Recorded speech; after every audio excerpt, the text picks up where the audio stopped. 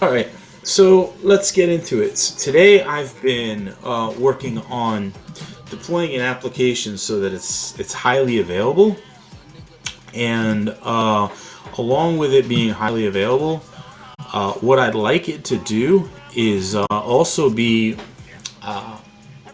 with capable of withstanding failure.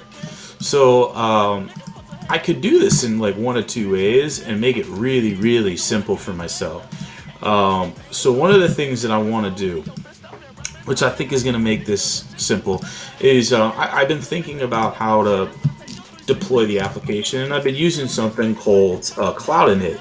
And Cloud Init is a really great technology that allows you to essentially boot a script along with your deployment of whatever your servers would be. So I've been writing a script, and what essentially it's going to do, it's a bash script. Let's go over it a little bit and talk about what I've built. I've downloaded a repo, I clone the contents of the repo, I install a bunch of shit that we need to have installed, including Node.js and .NET Core. Then I install this. So what I need to do is move this thing right here. So I've been making some changes. I want to take this right here. I want to delete these portions of the installation. And then what I really want to do is that I installed the wrong version of ASP core. So what I think I want to do is this. So let's see what happens if I do this on this machine. So I've been playing with Vagrant to be able to test all these things. Okay, so those don't exist because I didn't actually install the repos for them because I'm a big dummy. So let's start with there. Let's grab these repos and let's actually install them onto the Vagrant box that I've got built. And the Vagrant box is just an 1804. So, alright, let me install some dependencies that I need in order to actually get .NET Core installed. So, like I said, I'm going to do .NET Core.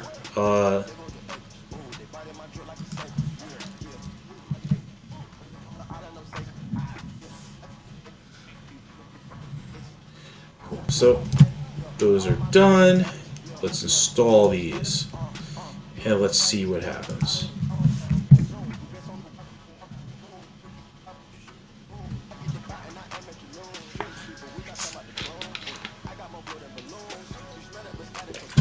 Alright.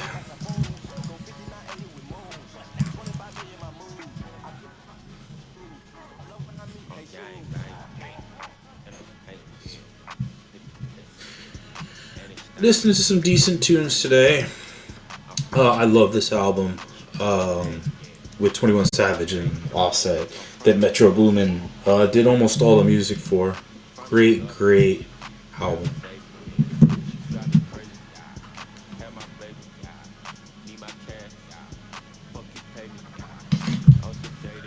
So I'm just gonna put the whole album on. This was Not All Heroes Wear Capes was pretty good. But and Double or Nothing. Actually, I'm gonna put that on. This is a great album. Fucking love this record. Okay, so that version of ASP Core Runtime, that's not a thing. So let's.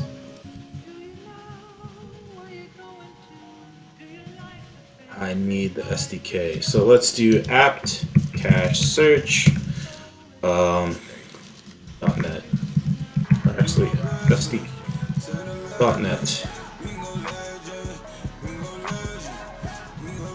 SDK.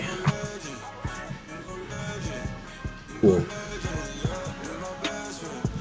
So I need this version, and what I'm gonna do is just pop that in here, and then let's look at the ASP Core runtime versions.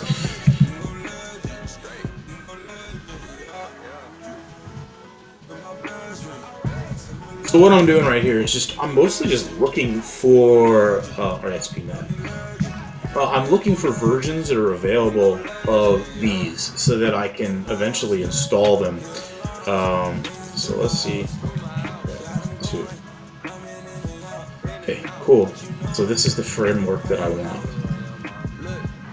So what I'm going to do is I'm going to take this script that I've built, and I'm testing that my cloud init's going to work. So I'm going to do BI install. And this is all being done on Vagrant machines, so I'm not actually like expending any resources or spending any money. Really, all I'm doing is just testing things. So I'm just gonna run the bash script, and I'll explain it to you. So first, it goes through and it installs all of our dependencies, so .NET Core and Node.js, because this is a React front end, and a .NET Core API. To show you what it is, this application right here. So you can use this. I am going to put it in the chat for this session if you're interested. This is some code that's really simple to use, and to run the actual application itself, all we really need to do is just go on to Tailwind Traders web here, and you need .NET Core and Node.js to start it. But if I wanted to, I could also use a Docker file, and the Docker file essentially just installs all the application, builds the application with ASP Core, and then from there goes to load the application. So I wrote a script that essentially just does all the same thing, but does some other stuff that's necessary. So we want to use MongoDB to store portions of our data, and so because of that, I installed MongoDB on here.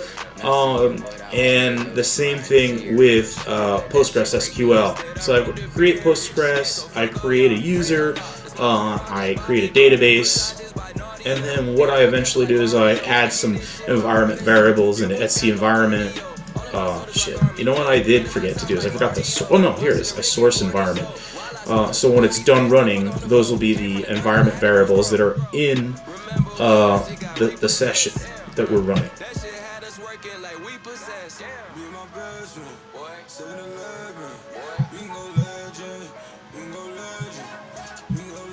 Cool. So right now, what it's doing is building my .NET Core app, and then what I want to do, now that I see that it's working, I want to start building a deployment environment, and I'm going to show you how to do it in Azure. What we're going to do is we're going to create something resilient. We're going to make sure that our app always stays online, and if one of our nodes fails, that it goes on. So what I'm going to do in here in Scale is I'm going to create a scale set. A virtual machine scale set essentially create and manage a group of identical load balanced VMs. Simple as that. This is how we create some reliability for our application, ensuring that whatever happens, if one of them fails, it will retain, the app will stay online, we'll have some resilience. When we talk about like site reliability engineering, SRE work, what we're talking about is spending time ensuring that services are fast and reliable. Fast and reliable. The amount of CPU usage and all that kind of stuff is really inconsequential to whether or not the application that you're working is fast and it's reliable. So let me show you the live version of the website we're going to be creating. It's this version of Tailwind Traders. It's a application essentially for it's a store. And so there's portions of the store that store different aspects in .NET API. I said the .NET API gets information from the SQL database to populate it, and then the NoSQL database, in this case it's Mongo, is going to store everything related to our availability of products. So right now we can see this is all installing our applications and doing exactly what I want to run on this thing. trying to start a franchise. We tell the truth, you tell the stories, run a campfire. Yeah, it's all game. Just updating Twitter. Give me 1 sec. Yeah, my bros rock the same chains around like we a coat. I'm the one in the bunch, they protect me like the Pope. Going all night on a daily though. Rolling down 7 Mile, better dial. Hit downtown and hit the out. Nothing free, not even style. Free vest, oh yeah, let them out. King of my city, man, I feel like I'm Coretta child. So let me explain what we're going to be doing right now. The point of this exercise isn't to show you how to write some code, because that's not what I'm going to do here. Now, one, I'm not a developer. I am an operations systems person, and one of my first real concerns is not necessarily writing code for our application. My concerns is writing code and supportive processes around the application that maybe you, the developer, write. I'm going to work with you to deploy this application to the virtual machines that we need to build. So we're almost done here, and what we're going to do is get back to the scale set thing. So virtual machine scale sets are going to be the basis of the higher reliability of our application. So I'm going to click create, and this is just from the store, and obviously we can do this more automated using Azure Resource Manager templates, and I'll show you that toward the end of the actual build. Along with using ARM templates, we could also be doing this with Ansible. Very easily building everything with Ansible as far as the post installation, but I honestly want to use Cloud Init, and because what it's going to give me the ability to do is just update my Cloud Init information when I want to iterate portions of my application, or just recycle the current VMs, and have it just replace in a rolling fashion the old version of my app with the new version of my app. So maybe all I want it to do, I make some changes to the actual application. What did I do here?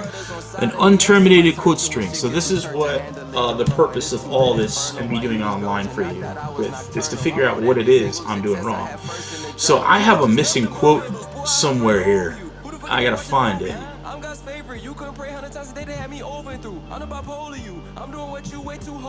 Alright, so it's after the MongoDB creation. So I'm guessing it's somewhere here in the variables into it. Here it is. Yep, there's my missing quote. Happens. So I don't want to half-ass install. And so what I'm going to do is just kill the Vagrant box. So to kill the Vagrant box, you're just going to do an exit, Vagrant destroy force, and then we want Vagrant up, and Vagrant SSH. So this is, I've already got the Vagrant box that I'm using, which is an Ubuntu 1804 LTS. So I'm going to just destroy it, turn it back on, and then SSH into it. So while I'm doing this, I'm going to continue to build our production environment. So our production environment, first of all, we need a resource group. This is a group of resources. This is the logical unit where everything is going to live. This is the secondary portion within the organizational unit. The organizational unit starts with my account, Microsoft. Then it goes down to where we draw funds from, which is my subscription. And then where resources live is in a resource group. So I'll just name it Twitch app live. Cool. We're building a live on Twitch app on Twitch. If you have any questions for me during this, please reach out or just let me know you're alive. That would be really awesome. If you're watching, say hi. That's all I'm really looking for right now. Cool. So now I want to give this scale set for these machines a name. So I'm just going to call the scale set TWT app. Let's just call this the Tailwind Traders application, and this is the development environment for this particular research group. So I want to keep it, let's say, US East. The availability zone. So now I can pick which availability zone this is all going to live within. So I want it to be super, super highly available. So I'm going to pick all three. I want it to put a node for my app in 3 different portions in a region. These are isolated data centers with independent power, cooling, all that stuff. This is super important for you to realize that when you build an application and you want it to live highly available, just deploying it in one place is not going to be enough. I mean, I'm sorry to say it that way, but like, one of the great things about modern infrastructure and using the cloud is being able to actually deploy into like a number of data centers the same exact thing, looking almost exactly the same across machines. So the next part we're going to do is just pick the CPU type, and I'm going to pick a fairly decent sized one. D2 V3, we get 2 vCPUs, 8 gigs of RAM, 4 hard drives that are built onto it, plenty of storage, the whole thing right there. So we'll select this. And now we can make a decision on how we're going to do off. I am going to just do this. I'm just going to pat my key. And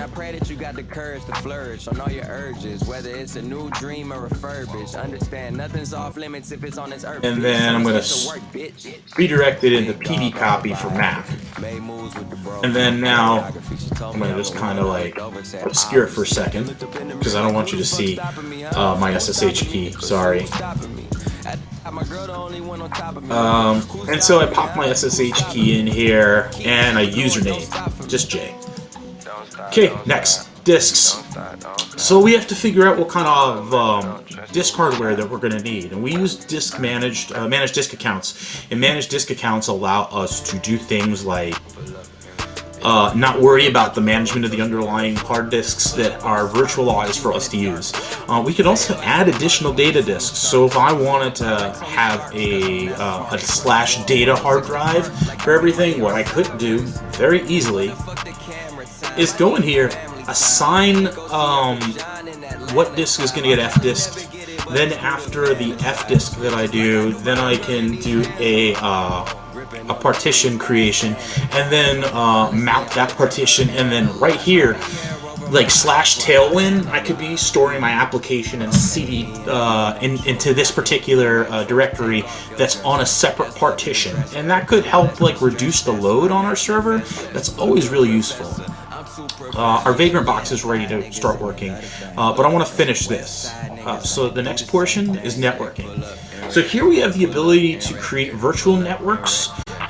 We can add different things, like we're going to create this virtual network. We're going to give subnets that we can have. So if we want to have multiple subnets for, say, like separating database traffic or something like that, we can totally do these things. Very, very easy that we can build all this right in here.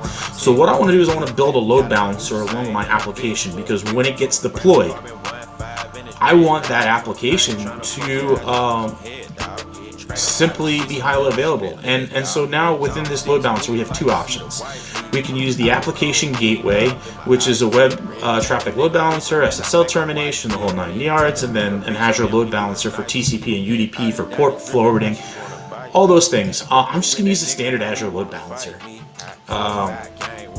Now let's go in here. I want to make some changes to the networking. So we have in here the ports that we're allowed to have inbound. We can create a security group, and that's what I'm going to do right here. I need public IP addresses because I want to be able to test some stuff. So now we've got a security group, and I want to create a rule. I don't want to allow port 80 in. So what I'm going to do is say source, the port ranges, any, the destination, any. I want to say to allow TCP port 80 into my server. Priority is just the priority of the rule within the list of rules. And then we're just going to call this port 80.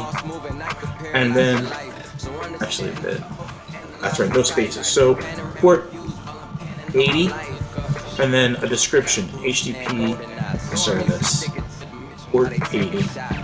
Just for some informational, we'll add that. And then when it creates everything, it'll allow these two rules. So now I've got my SSH available for my nodes if I want to SSH and do some troubleshooting or something like that. Once I get everything set, I'm moving to no ops, which means I'm never SSHing into these machines again. I'm doing this as my first kind of iteration. So now I've got my public IPs, everything. Let's go OK.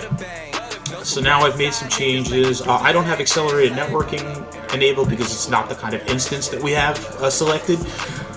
So select scaling options. So this will give us how we're going to handle auto scaling. This is the whole point of having a virtual machine scale set, is auto scaling. Machine fails, we want it replaced. So in this case, my initial, because I have 3 AZs, availability zones, I want 3 nodes. I want my scaling policy to say that I always have a minimum of 3 nodes online all the time.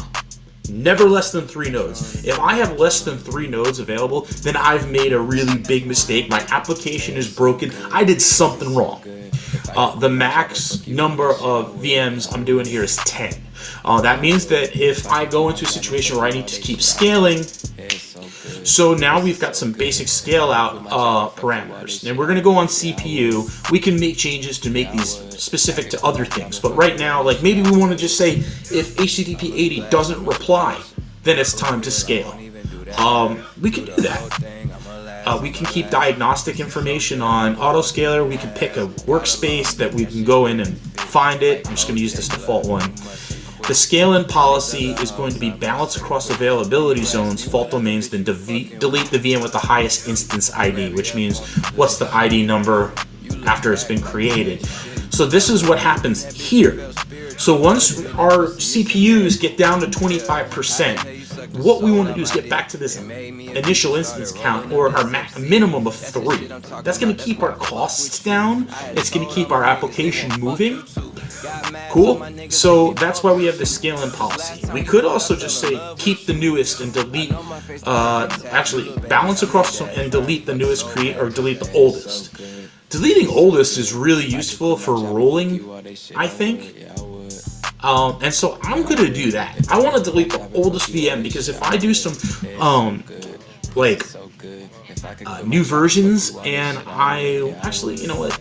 I'm going to use default. I just want to use default because, to be honest with you, if I'm going to do those upgrades, I can do those upgrades of a new version of Cloud Init or something very easily. Or here's the real secret, and this is, to be honest with you, the way you should be doing this. You should be managing your DNS in a separate DNS zone.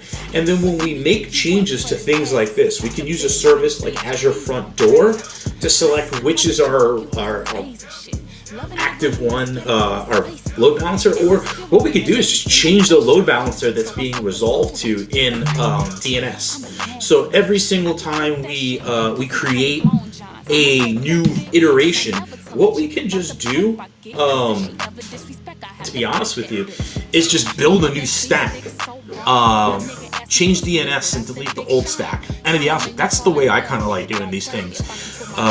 It gives you a full and isolated workspace, solution that doesn't try to force it into something that's already existing.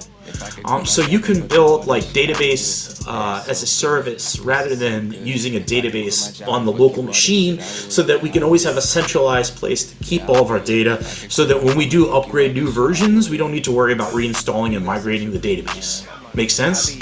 Cool. So let's go to management. This is really useful, I think, if you want to do more. So Security Center, this is enabled by default. So anything with my application that says like it's not under policy, and I'm going to do another stream about Security Center another day, but it'll send me a note. Upgrade policy, existing must be out. So I want automatic, I want rolling though. So I want to roll out new upgrades with a batch size, and I want to pause between each one. So here's the thing, installing my app takes more than 2 seconds. So I want to wait about a good 90 seconds between each instance that gets built. We are going to turn on monitoring, boot diagnostics. We could use identity services like IAM to enable key vault, things like that, so we can have role users for particular applications that we want keys for. Automatic OS upgrades, absolutely. This just makes sense. If I'm going to be running a static Linux OS all the time, I want my provider to do this instant termination notification. So what I can do is when an instance gets turned off, I can have it email me and let me know that it's been done, but I don't want that. Health, more of that. I need to enable monitoring health. And what this is going to do is it's going to run a probe against the application on port 80, the slash, and make sure it's online. If for some reason slash becomes unavailable, then it'll know and it will begin to repair it. So let's do automatic repairs, and let's also give it just a minute. Can't do a minute, so it's got to be within 30. I'm going to just turn off automatic repairs for now. I want to keep this a little simple, and I want to do just a straight up port 80 check. Every 5 seconds, I want it to check the load balancer 5 times and make sure that port 80 is online. Seems simple enough to make sure that we're up. And if it's not, then what's going to happen is going to take that one out of service and replace it. So now enable scaling beyond 100 instances. Now this is big for like companies that want to force. Yes. Force strictly even if balanced. Yes. 100%. That's the reason I did 3. Fixed spreading. Let's take a look at this. Spreading algorithm determines how VMs in the scale set are balanced across the fault domains. With max spreadings, VMs are spread across as many fault domains as possible in each zone. With fixed spreading, VMs are always spread across exactly 5 fault domains. In the case there will be 5, the scale is using max spreading, will still complete deployment, while a scale set is used, fixed spreading will fail to deploy. Okay. So I guess we're going to use max, and we're going to force even, and then now here's the thing where we're going to get to this. So we are going to be using Cloud Init, and like I said, I wrote a script to actually deploy it with. And so what I can do is copy this script, and then what we can actually do in the future is just keep this script in my repository, which I will. I think that after this, I'm going to put it online so you all can get at it. So now I've put the script in, and now I'm just going to run the script. Install not work create. So let's figure out what that is. Oh, I didn't sudo. That's my bad. And that's the cool thing. I don't have to worry about that with Cloud Init. It'll just run it as bash with root. So cp vagrant.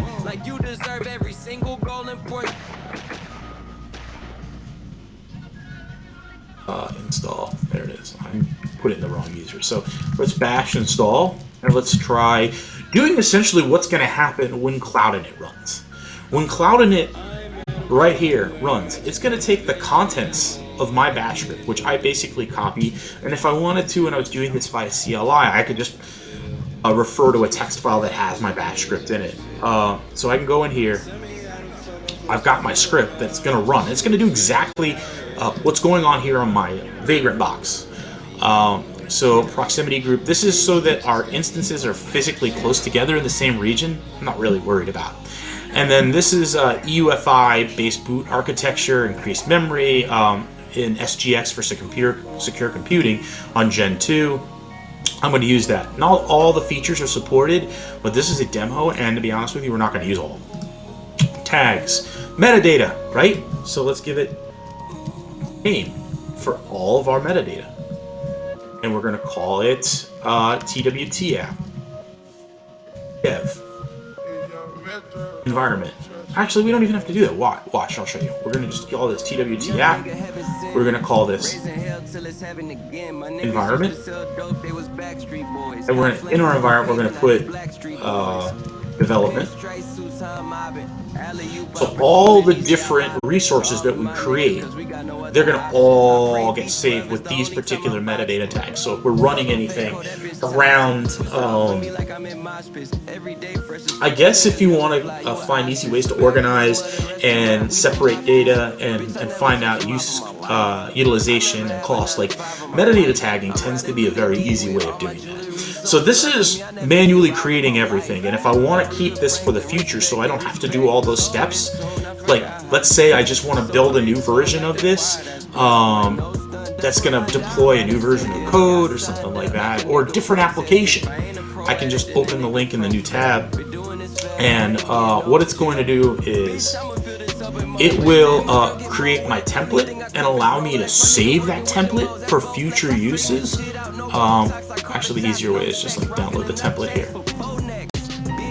And so the template is essentially a couple of different scripts, either PowerShell or Azure CLI, that contains some JSON parameters of all the hardware, the network, the security groups, the permissions, everything. And so what's great about this is that if we wanted to, we could pull these into an editor and just iterate the name. So maybe we want to call this a different application, but we wanted to reuse the same kind of infrastructure setup. We can do that. We'll download it, and it's a zip file.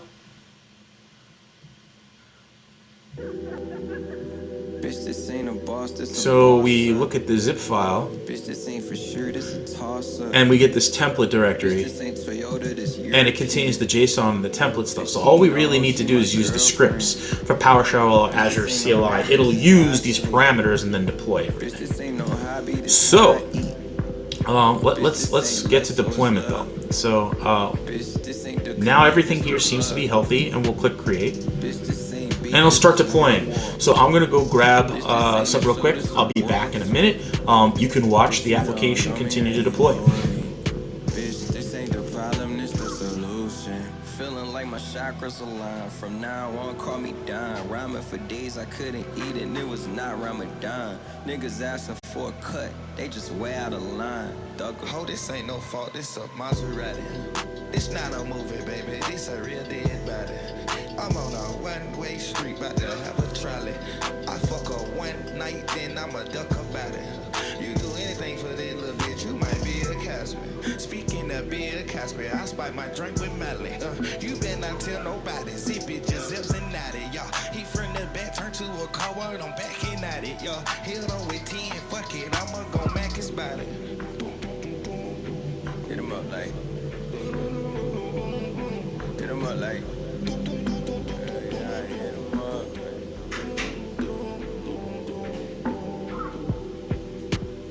Bitch, this ain't a boss, this a boss up. Bitch, this ain't for sure, this a toss up. Oh, this ain't Toyota, this European. Bitch, she ain't no hoe, she my girlfriend. Bitch, this ain't time, this is our time. Bitch, this ain't the plug, this the power line. Bitch, this ain't diesel, this Gucci. Bitch, you don't know me, man, you know me. Bitch, this ain't Adidas, it's Puma. Bitch, that ain't the truth, this a rumor. Bitch, you ain't my friend, you a tumor. Bitch, that ain't the new one, this new one. Bitch, this ain't fourth quarter, it's crunch times. No foul lines, just front lines. Fuck taking shit, boy, I just take what's mine. And I'm still hungry like a nigga was unsigned. Don't nobody want this shit more than I want mine. Fuck a free meal, boy, I'd rather go hunt mine. When you get the bar, boy, you be fumbling. When you talk, that shit be mumbling. Man, I got my one shot. Fucked around it and wondered if the dogs ain't there, then they one call from it. Look, run you out your house and now your West apartment. Hunting from that Michigan cold, and I'm colder than that. Okay, I'm back. My application is still building, but let's figure out platform image. Oh, okay. So now we gotta redeploy this. Gotcha. Ooh, see, now we learned something. If you swear to God one more time on your life, you might die. So let's do this again. So let's go through this. All I really need to do is modify that one particular variable. So this is just basically the ARM template. So let's find the auto upgrade policy. Text from my girl, she said, come fill me up.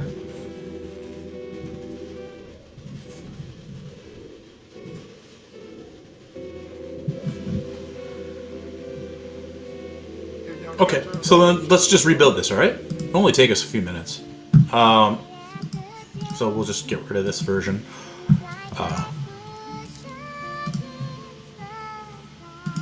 Go to my resource group.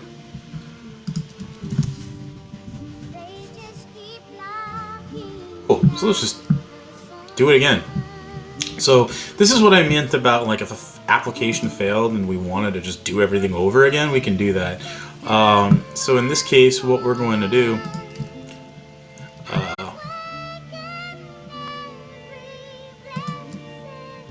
what I'm gonna do is I'm just gonna delete this resource and then build it again. So to delete a resource like this, we can just do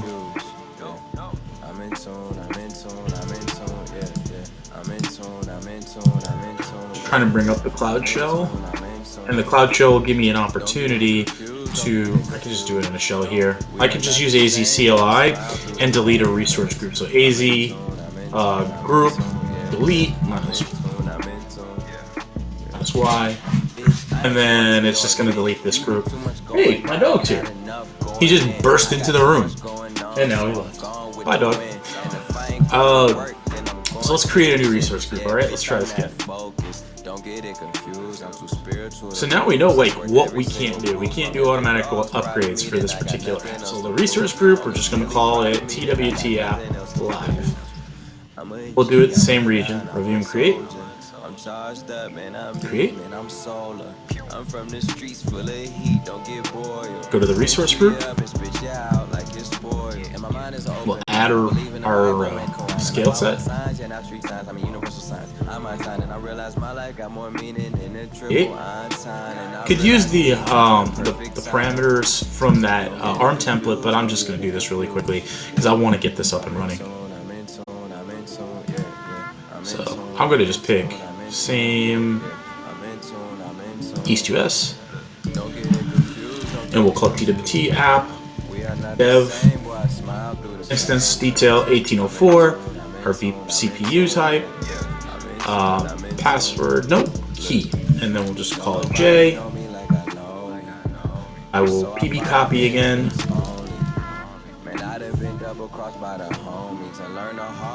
Disks. We already have our disk. We know we're just going to use default networking. We're going to just go in here, advanced, create new security group. We got it. Let's allow not just SSH, but port 80. Sorry. I'm not a casualty, and if I put my mind to it, then that's what it has to be. Yeah, you're fucking right, damn show, bitch, that's for certain. Never cut the family ties, add. Okay. Public IP in case I want to do some troubleshooting. Yep. Scaling. Like I said, total instance count will be 3. Our scaling policy will be 3 minimum, 10 max. Scale out 75, duration a minute, 10 after 10 minutes of 75, it will increase by 1 until it eventually lowers. And then once it gets down to 25, it will eventually lower CPU utilization across the entire application, and it'll wait till it gets down to about 25%, and then delete each additional VM. We'll collect this logs, our scaling policy, balance across availability zones. Management, we went over this before. Upgrade mode, we'll just call that rolling. We picked our rolling methodology. Boot diagnostics are on. Identity off. Now we're going to, this is the place we got screwed up before. Automatic OS upgrades. Not really sure what that's about, but the plus side is that we could just always build in an apt-get install, so that every time a new version of our machine is created, it'll always have all the latest patches. Makes sense to me. Alright, so 80. We don't want automatic repairs. What we do want to do is the load balancer probe for port 80. Scale bond, nope. We want our spreading algorithm to be fixed. Now we want to add our cloud init. That's our cloud init bash script right here. Pop it in there. We're going to skip proximity. We're going to set Gen 2 VMs. Don't really worry about the tags, but we did that before to add metadata tags for all of our instances. So now we're validating. Our validation passed. So that's the thing I need to actually check up with our development team. Actually, that's a really, really awesome thing to know now. The fact that straight up, like, that particular feature doesn't seem to be supported. So what do? I'm going to go back to the development team and ask them how do we get that feature supported for Ubuntu 18.04, just to make it a little easier.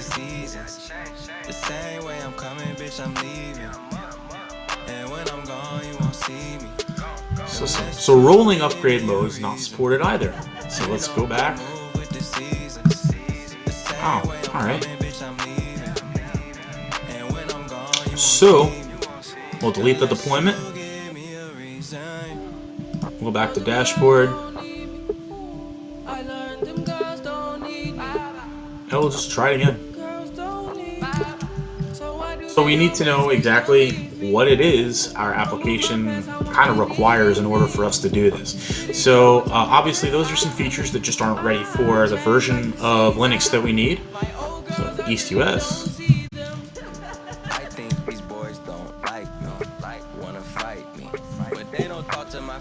So availability zone 1, 2, 3. Azure Spot instance, no. We don't need to worry about like spot instances to save money right now. If we were running something in production and we needed to concern ourselves with cost, we could use spot instances. Take a look at documentation to find out more about what spot instances are. So we're going to pass this, get to networking, create our virtual network. Yup, all good. Modify our subnet. We want advanced, create new. We want to allow port 80.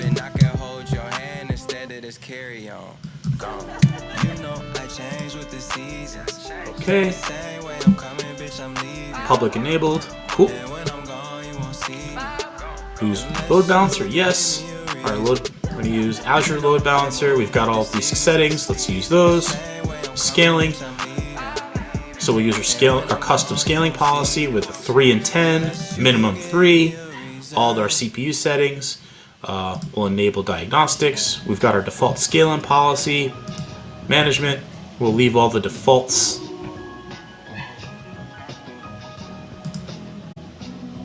Monitor health.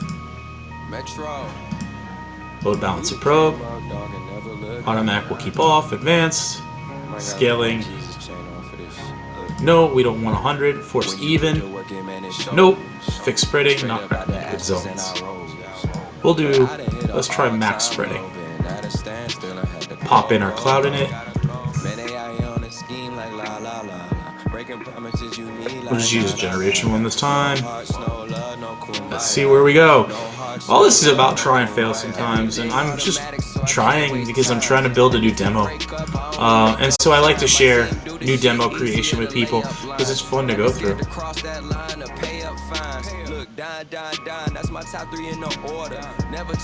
Wow, this VM is slow.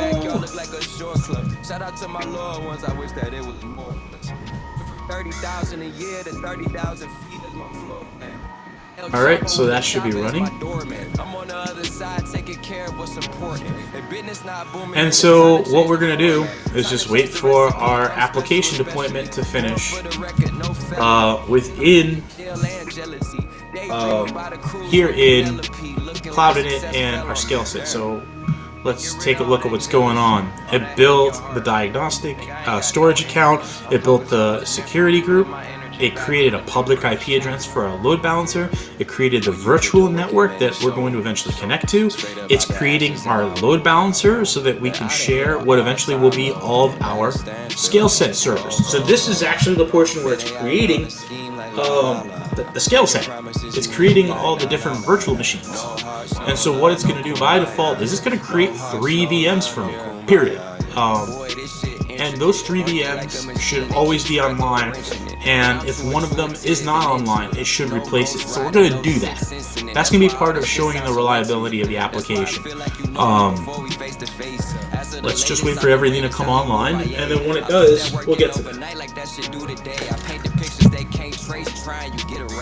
I'm less focused on props and more on property. To put so much back in my hood that I changed the economy. I want to change the music too while we're waiting for that. Properly and help revive the heart of the city. Just keep on watching me. And if these bitch ass niggas got they wishing to stop me. I done done so much good business in my life that there's gonna always be a job for me, an op for me. I never burn bridges, so there's 100 ways to get where I gotta be done. Same people you see on the way up, same one. Cool. So our deployment is underway and it's ready to go. So let's go to the resource. So just because this is up doesn't mean that what's going on is done. Now, our application takes a little while to install, and because of that, we need to allow that. So here's the instances. These are the servers, the virtual machines, the infrastructure as a service that is coming up online. So right now, as you can see, they're running unhealthy, which means that the application hasn't come up quite yet. To take a look at what's going on, what I'm going to do is SSH into them. So I've got an IP address. Oh, I forgot to add public IP addresses. That's my fault. So I forgot to put a public IP address variable so that all these machines would have public IPs so we could SSH into them. It's not a big deal. It just means we can't look at what's going on. But overall, I mean, you're really not going to want to do that. Let's see if we can get to the serial console and we can see what's going on instead. Yep, there it is. So we're going to use actually like a serial console version. We're just going to see what's going on the server. And it's a simple way of actually looking at what's going on. So right now it's still building the application. Cloud Init's running, as you can see. And here's actually all the history of what Cloud Init's done since the server came up. So it created some output policies for natting likely. This is great stuff. This is giving you like all the real, like straight dope of what's going on underneath the hood of your virtual machine without actually like needing to necessarily SSH into it and review. And I really like this. I'm gonna take a screenshot of this right now.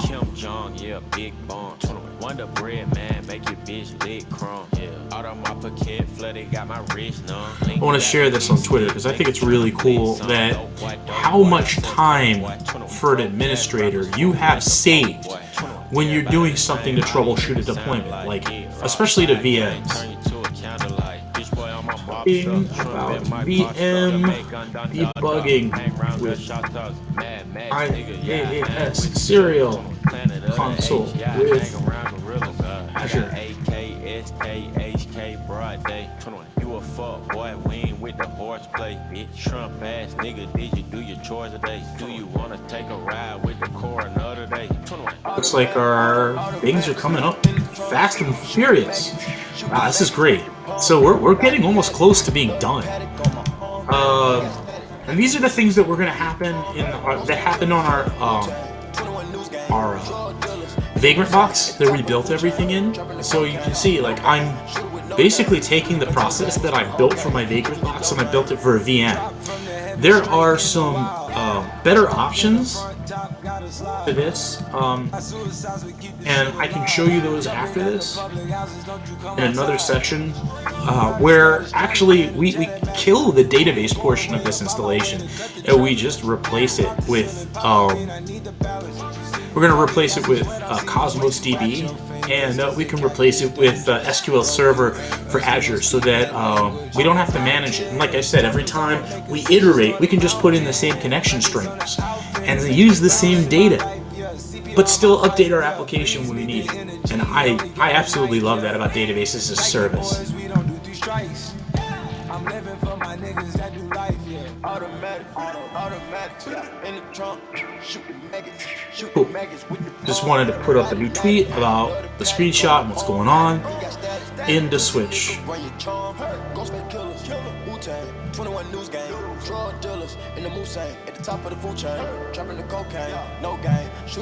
Okay, so it's built the .NET Core, and what we're gonna wait for it is to do the last few portions, which is Nginx and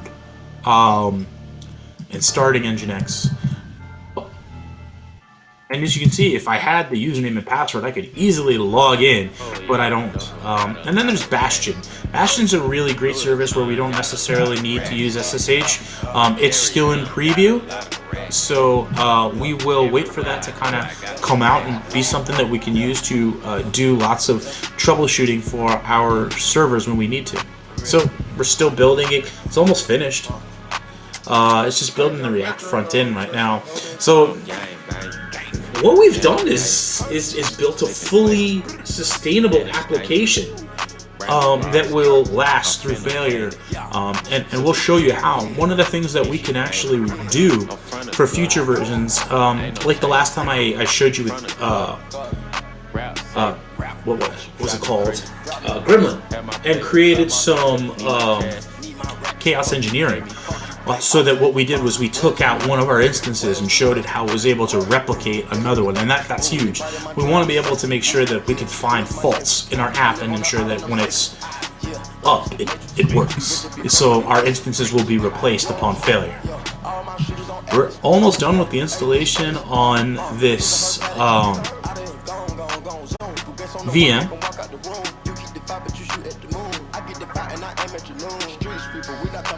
We're at the Nginx startup and installation. There it is. All right, that's it. Our installation is done. So now what we're gonna do is we're gonna leave the serial console. We're gonna go back to the scale set.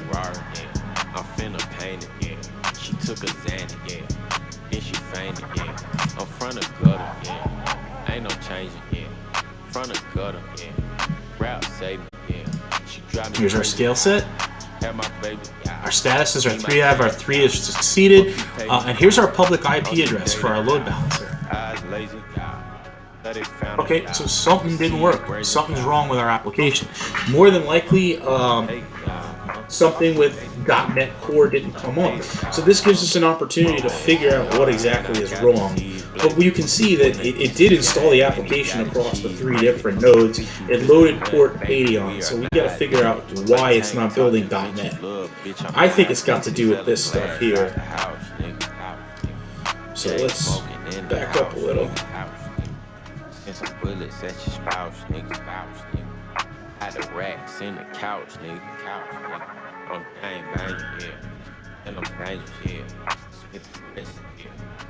Okay.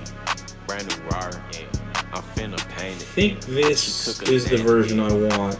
I didn't really like the one that I did before. .NET Core.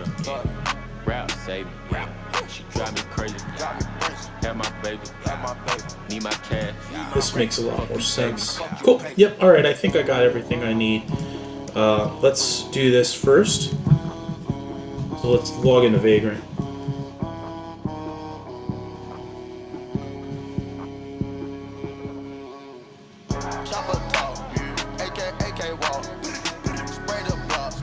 And the cool thing is now I'm just going to do the same thing I said I was going to do. I'm just going to reiterate, iterate, and go off the same version I did.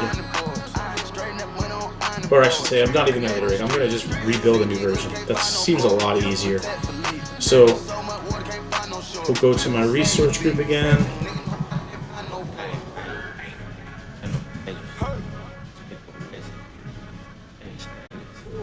Brand new Rari, I'm finna paint it. She took a Xanny, and she fainted. I'm front of gutter. Now we could, I believe, update. Let me see if we can go into the scale set here and update the. Where did I put the scale set? Where's the scale set? This is the wrong. Oh, this is the one that broke. It's got to delete this one. So we'll delete this one. This is a product of having 2 things open at the same time.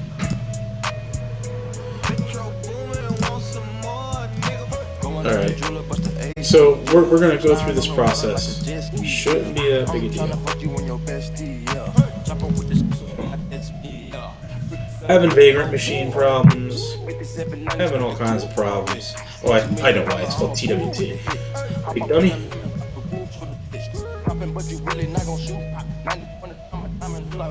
So we're going to go to TWT app live, there it is. This is the one with the succeeded deployment. Let's go to the scale set, there it is. Let's see if we can update Cloud in it.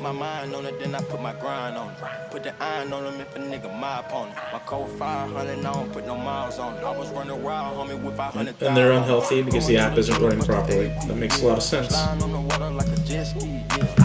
trying to fuck you on your bestie, yeah.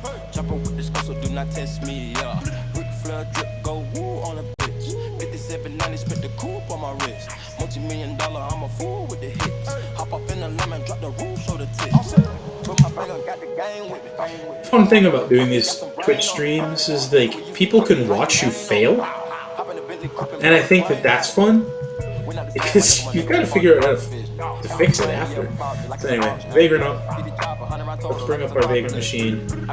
All right. Upgrade policy we're not working with. Health and repair. Identity. Is it the CD? Nope. Configuration? See, that's really interesting.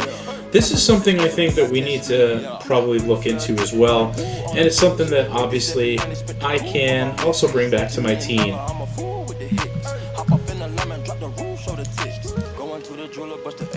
Health and repair.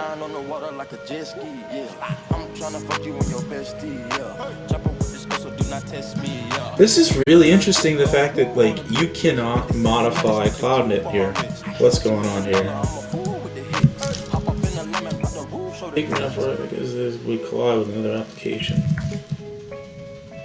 Vagrant. Switch? I thought I killed this machine.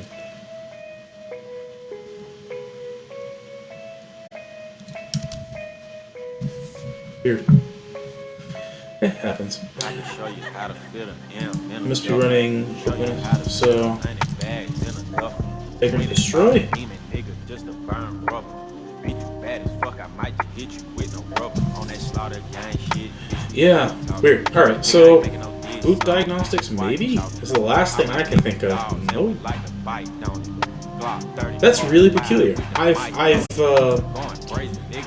really wish I knew why you can't easily modify CloudNet here in our dashboard, but it's not a big deal. Let's go back and just create a new scale set group. Hang around a lot of gang banging ass nigga. Crip blood, blue or red, what you bang nigga. You might got a pistol, but the stick is way bigger. I call it KKK, cause my chopper hate nigga. Hang around a lot of gang banging ass nigga. Crip blood, blue or red, what you bang nigga. You might So got a pistol, TWT dev. way bigger. I call it KKK, cause my chopper Availability hate zones nigga. 1, 2, You do 3. a lot of talking, nigga, not me. Oh, okay. So this is because I picked the wrong region. Okay, so let's go in here. Scale set. Try starting up another Vagrant box. Wait. So resource group, we'll keep it the same. We'll give it a name, TWT dev. We'll pick East US. Availability zones 1, 2, and 3. And then we'll pick that image, pick that size.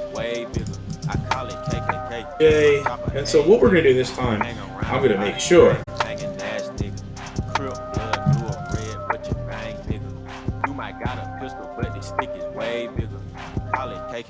Cause my chopper hate nigga. My SSH key. So this time I'm going to make sure I have public IPs available so I can actually figure out what isn't starting next time. So disks. Yep, leave that all standard. We'll go into networking. We'll go in here. And we want to turn our security group to advanced. Create new. Sorry I have to keep doing this, but like, you know, sometimes you just got to keep doing until you figure it out. And the only difference that I'm going to do in the future is I'm just going to build an ARM template to get all of this stuff done, so that all I have to do is pop in changes to my CloudNet and run it. Okay, port 80, public IP address, enabled. So that was the mistake I made last time. Okay, scaling, did this before, custom, 3. Yep, we'll leave these all as default. Management.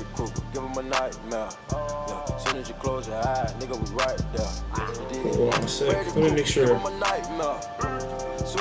That's fine. Management, we want to leave the defaults for this.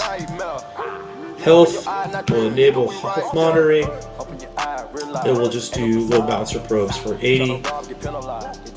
So the load balancer will probe the application input, make sure it's online, and if it is, it'll provide it. Advanced, we'll just leave the defaults, review and create. Great. Cool. So our Vagrant box is up. Vagrant SSH.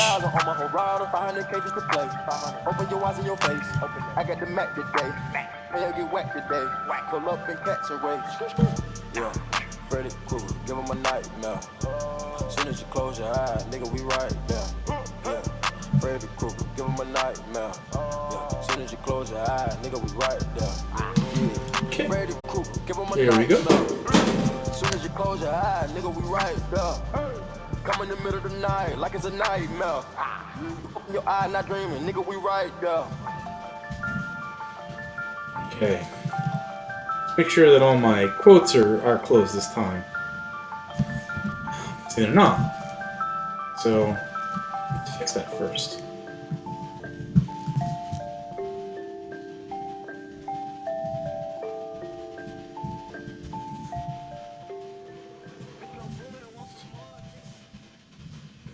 Alright. Source Etsy environment. So I made some mistakes that I needed to make sure it got handled before I redeployed because I made a bunch of changes. So let's try this version of it, okay?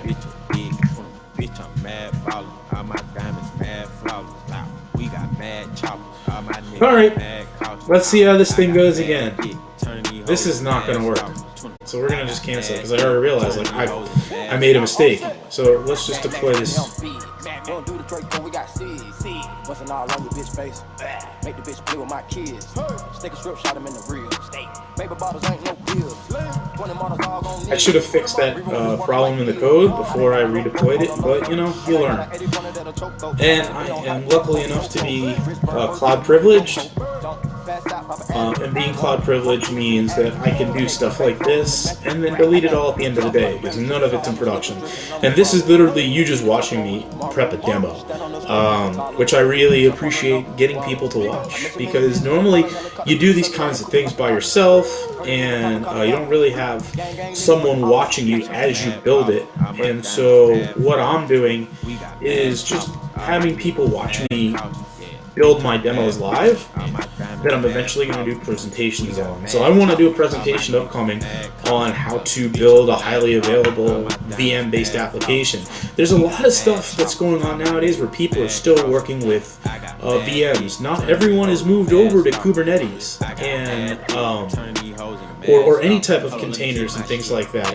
And so I think that one of the things that I've appreciated is that there are people that still want this first entry kind of thing into the cloud, and so what I'm trying to do is build ideas around that so that you, the user, we're going to get an opportunity to do either the older version or the newer version of how application deployment is done. And I think that's really the best way I can think about it. Okay, so private flights, I'm a jet lag. Management. Bitch, you ain't got no standard. Health. Where's your manners? I think I forgot load balancer. Health enabled. We got mad choppers. Load balancer probe. Did that before. Advanced. We got mad choppers. All my niggas mad cautious. Forgot my cloud in it. But I guess that's actually, see, that's the interesting thing is that if you want to, you can build these without cloud in it, and then you can run something against them like Puppet or Chef. So you could actually just have Puppet or Chef create extensions to automatically enable the agents that are necessary, and then all you have to do is kick off an installation or a converge. So I'm just trying to do this, I guess, the way that's built into Azure, rather than, I mean, and you can do these things with ARM templates as well. Like, you can build installation methods. But personally, I've been just wanting to play with cloud in it and write a new script. I have an old script that I've been using for some other stuff. And I kind of figure if this continues to be problematic, then I may move to my old script and just iterate off that and try to find what exactly I've built right and what I've built wrong. I mean, I guess that's the one reason I really like working with code, especially around application deployment. Application deployment gives you like an opportunity, not necessarily to focus on logic of the app that you're producing so much, but more like you're focusing on how the application is going to be presented to people after someone has actually, built it. And so I think that to me is really cool. I want things to stay up. I want people to be able to get to websites. And building applications is extremely important, like the things that people are going to use when they go to those websites or when they go on their phone. But I'm super interested in how those things get presented to you.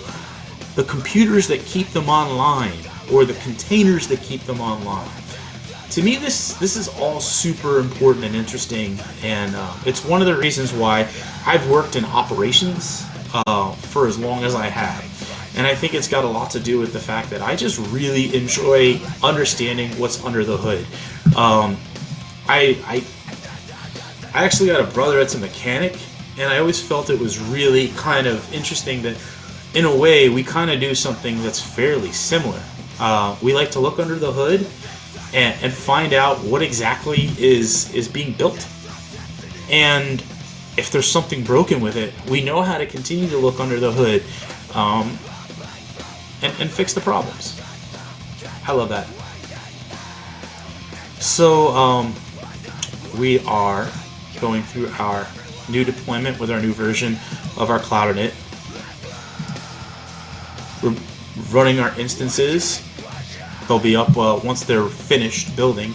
And then at the same time, I'm running on my local computer the Cloud Init script that will build the application on these VMs. I just want to keep running it. I should have finished building it first before I showed you how to use the infrastructure.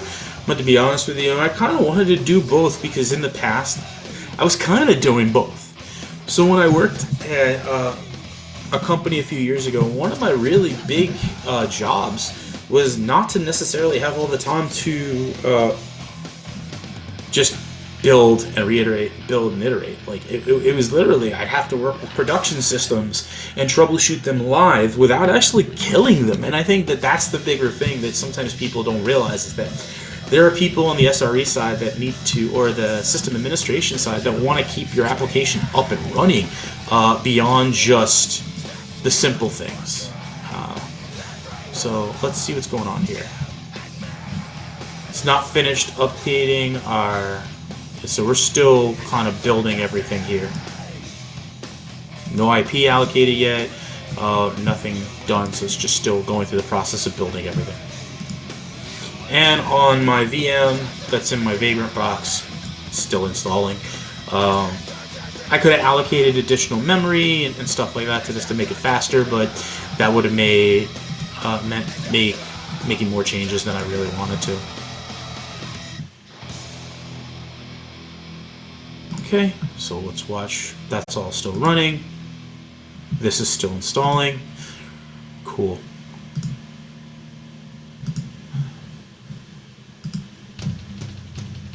So let's take a look at what's going on TWT prod. Let's look at the serial console again, and we'll see what's going on in the background.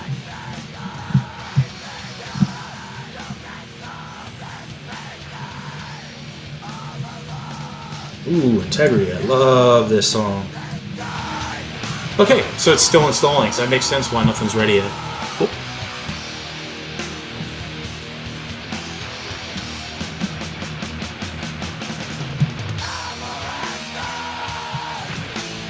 So just to give you an idea what's going on here, the Nginx part. What we do is my friend Neil wrote a reference deployment for Tailwind Traders to be deployed and have its application reverse proxy.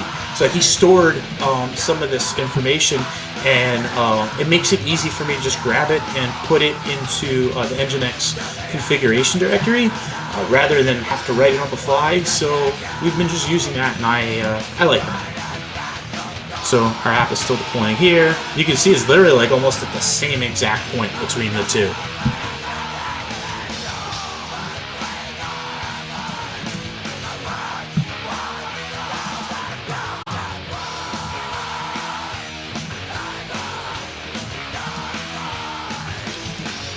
By the way, if you heard my dog barking during the stream, I gotta be honest with you. I left a turkey wrap on my my counter in my kitchen when I went to go get out, and I didn't want to eat while working, so I left the turkey wrap on the kitchen, and my dog started having like a conniption over it, and so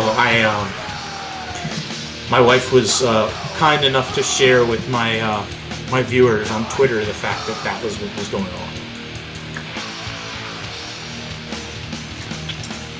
If you missed any part of the stream, by the way, I'm going to upload it to YouTube with a couple of extra bits of application documentation, Azure documentation, stuff like that. So if you want to try building something like this, you can. If I found out that I got this shell script built properly, I'll open source this so you can install this app on it too. I really want this to go somewhere. It's not always easy to do this live and have everything work, but you know, I'm trying, and I appreciate like people watching and helping me through. I think in the future I really want to have people part of my Twitch stream, so I'll have somebody come on in and join me like up here in the corner, and maybe they'll walk through some of the stuff that's going with me, maybe talk about individual application development languages or frameworks so that we can, you know, collaborate. That's the kind of stuff that I'm looking to do. And if you got a SaaS or a product that you want me to try to deploy on Azure, let's talk, because I really enjoy learning about what you've built. Alright, so I think we're almost done. We've installed our Postgres database. We created our role. Now it's installing the necessary things for MongoDB.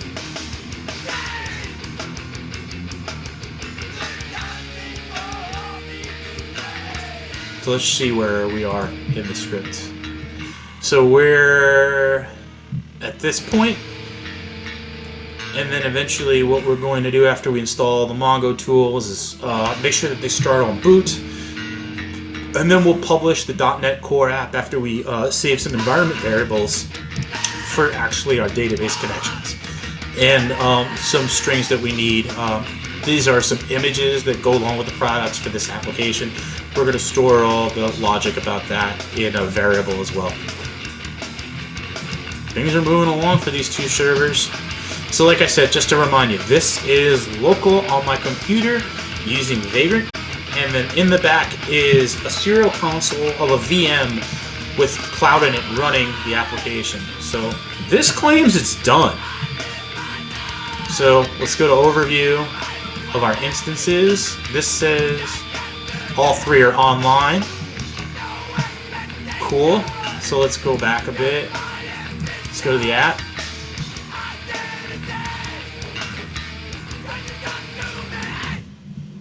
Actually, the easier way to do this is go to this resource right there. So our 3 out of 3. Where's my load balancer? I don't think this is the right one.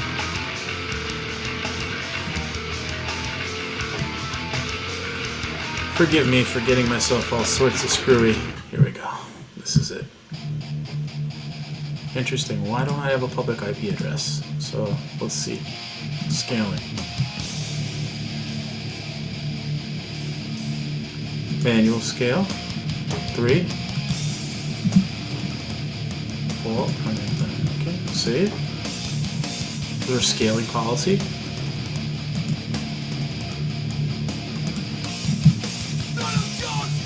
See if the application's online. Oh, something is wrong with .NET installation again. And so that's what we're going to do on here, is we're going to figure out what's going on with my .NET Core application. Because something about the .NET Core API is not coming out. And we need to figure out exactly why.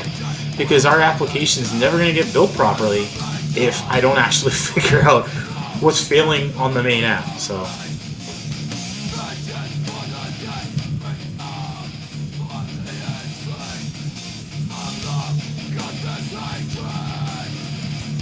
I do have also another version of the code. So what I did was I tried this really ridiculous all-in-one, and maybe I'm just overdoing it. Another way to kind of do it would be like this. So I have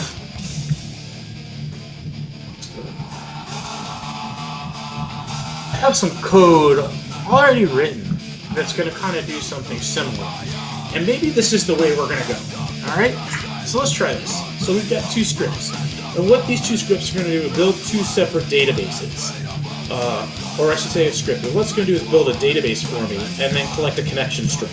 And then what I can do is then run this connection string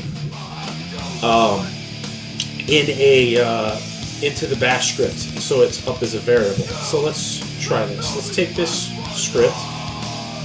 We'll go to Azure's Cloud Shell.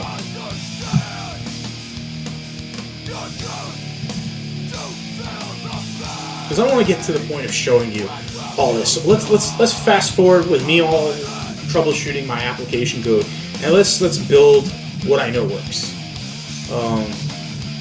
And then on the back end of things, when I get some free time, I'm going to go ahead and try to figure out what exactly that I'm doing here isn't happening in prod. Does that work for you? I think it works for me. Alright. So let's open up our Cloud Shell. So this is installing still in the background. So I'm still really curious why it worked on the back end. So maybe it has to do with our version of .NET Core that I installed. I don't really know. We're going to have to figure this out.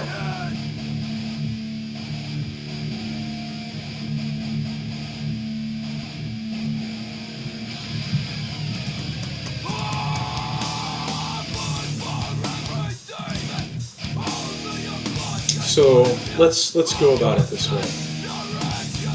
So let's go here and let's grab this repo.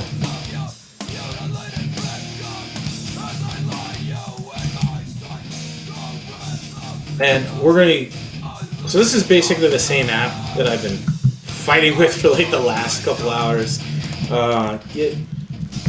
The only thing that's going to be different is that we're going to replace a little bit of the logic to get rid of the creation of the individual database service on the single machine, because to be honest with you, we don't want an individual instance of the database running on all three of my VMs, because if you really think about that, that doesn't help a lot of anything.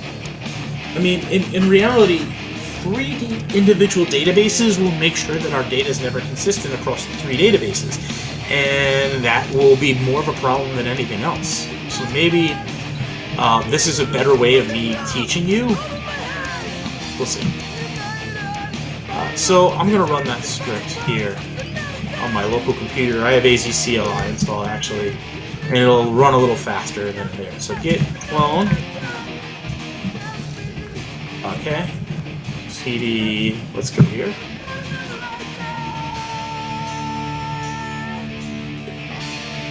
Okay, we're here. So is who knows? So learning paths. So these are all the things that we use for Microsoft Ignite. We build application presentation methods and show you how to do it. So I'm going to go into create DB first. And so what this is going to do is create the 2 databases that I need.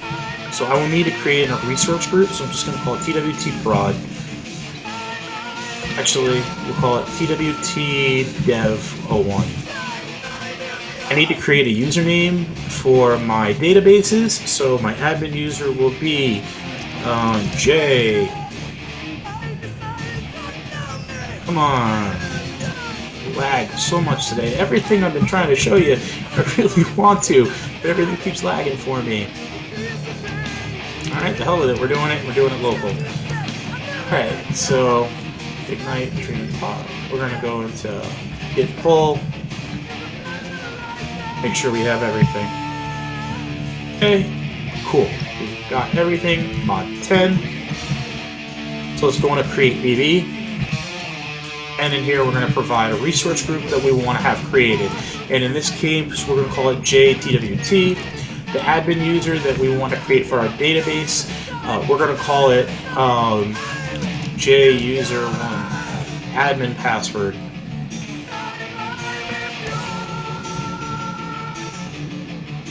We're going to call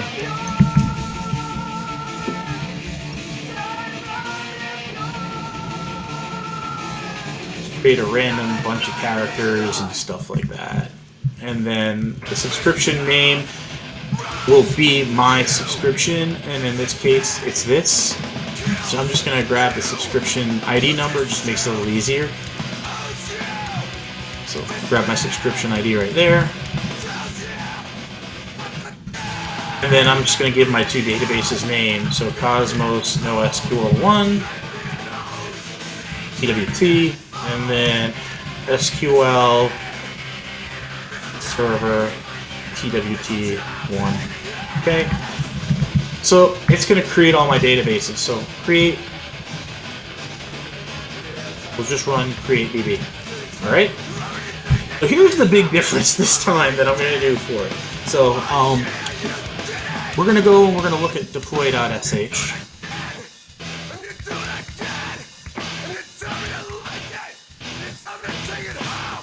This here so it's easier to see. Okay. So right now databases are being created in the background, and then while that's happening, we're going to go to Ignite, Learning Paths, Mod.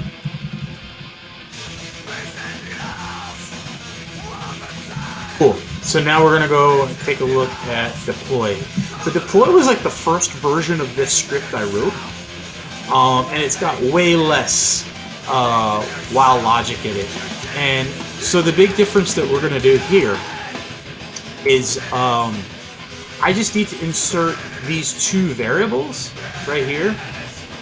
And once those variables are in there, we're going to see our database connections go to rather than to a, excuse me, I'm having a hard time talking today. Rather than our database connections going to a local database on the server, it's going to go to database as a service running in Azure, and those are going to be Cosmos DB and SQL Server for Azure. So all we need to do is update these two variables once these scripts are done running. So while that's going on, let's build a permanent way to do this. So dashboard. Like I said, sorry I had to do this so many times, but it's really about getting it right. And I'm essentially trying to learn some new things around virtual machines because I've been more around containers lately. So TWT prod 1. Cool. Create. So let's slow down a little bit this time when I create my my new stuff around, because I think I went a little too fast, and it's why things didn't go necessarily the way that I was hoping for. So, go to our resource group, create our new scale set. VMs, create. So TWT prod.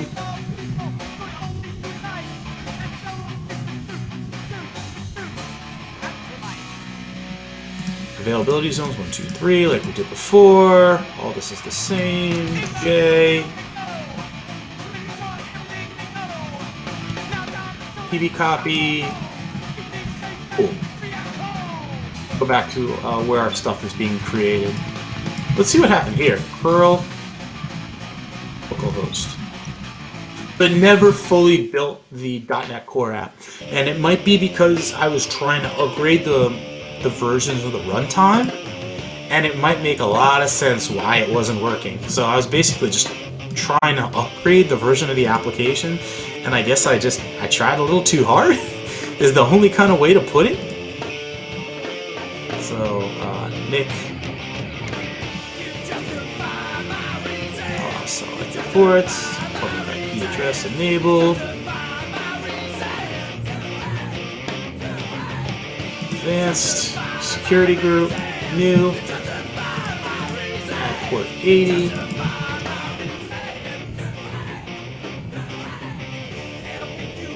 I guess I could probably also, I think, allow 8080. Let's see if it'll allow me to do it separately like that. Yeah.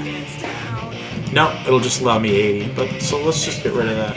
You have to do it through ranges. So maybe I did 80 through 8080 and whatever. I don't really care at the moment because I'm not doing it.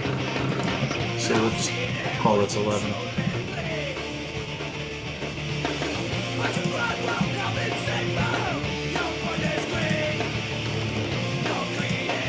Let's make sure. Nah. Source port range 80. Oh. That's my mistake. There. That should be there. Let's see, does this work?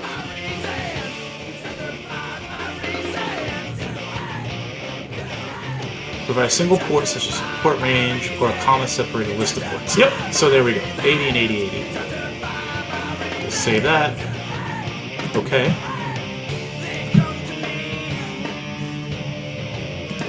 Cool. Load balancer, absolutely. We want an Azure load balancer. We want to select the load balancer, create new. Cool. Create.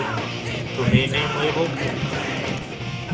Okay, there you go. That's our domain label. Cool. Scaling like we did before. Custom. 3 minimum. 12 maximum. Select our diagnostics. Leave our default policy for scaling. Boot diagnostics off, off, off. We're going to leave all this as just standard. Health enabled. Application health will change to a load balancer proof to port 80. Advanced.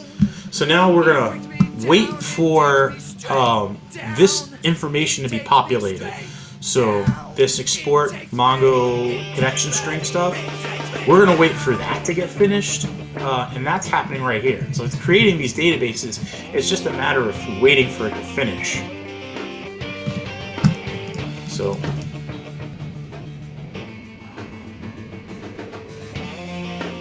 I think I'm in the wrong virtual group. No, I'm in the right group. So I just gotta wait for. So what we're gonna do is just we're going to cat deploy pd copy.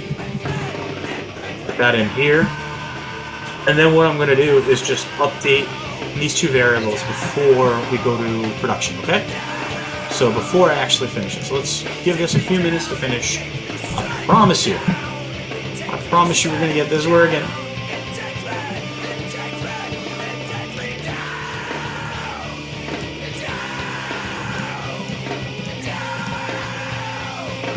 Hope you're enjoying my my various types of hardcore stuff that I'm playing. I think I'm gonna move to some doom metal. Though. Actually, let's go for some. There we go. Go Fugazi.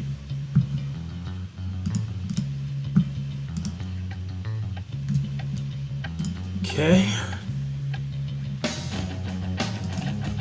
So I'm just waiting for my databases to be finished, and that's just happened in the background.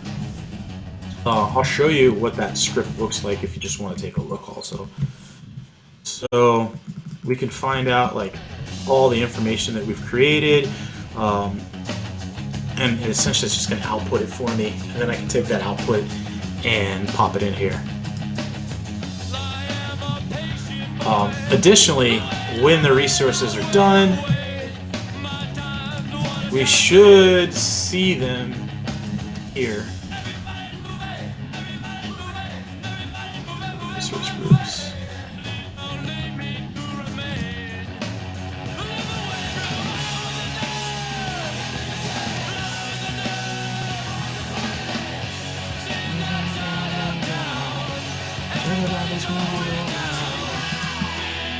Where did I put this? JTWT. Yep. So where's JTWT? There we are. Come on. So there's my Cosmos database. So that's starting to be finished provisioning. Here's my connection string that we're going to pop in. So we're going to go here to DB connection string. I'm going to grab the primary connection string, and then that primary connection string, we're going to go back here. We're going to pop it right there. Right there. Cool. So that's the first part. Now we got to wait for our SQL connection string. Let's see, is that character return? Yep, it wasn't. That was just a space. Cool. So now we just gotta wait for our SQL server to be finished. Just to show you some of the things with Cosmos, we can enable some of the features. One of the things I like is to enable the aggregation pipeline, the wire protocol, and the per document TTL. These are really useful features for MongoDB, and Cosmos DB supports them, so it's very important to enable them. Additionally, we can set consistency levels for our database, like eventual consistency if we have our data replicated globally. So in this case, I'm just having my data replicated at a single data center. And it's going to be using that region to have everything. But I can add additional read regions. And so I can always make sure that we have our data available in multiple data centers across the world. So right now we're just waiting on the SQL server creation. That takes a little while, because it's actually got to build the underlying hardware virtualized for everything. Cool. I'm glad you like the hardcore. I'm trying my best.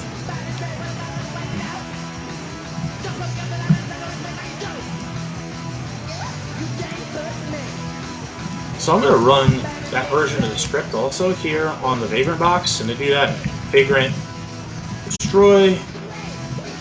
The code that I'm working with right now, all that stuff, it's all out there in the open for you. You'll be able to use it. It's on the chat right now. I think it's really useful for you.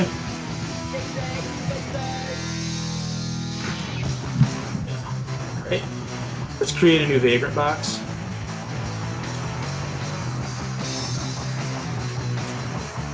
I love me some Bad Brains. From the old clubs, it's the right time.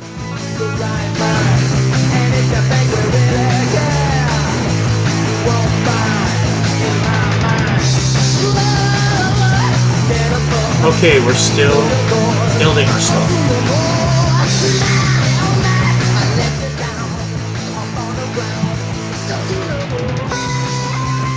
And the reason I need these credentials is that I'm going to want to put them in the SQL connection string. That's kind of necessary in this particular situation.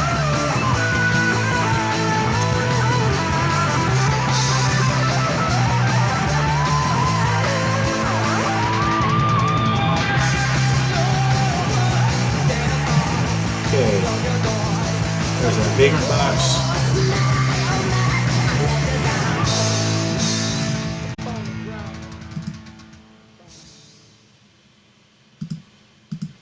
So where's my mod 10 again?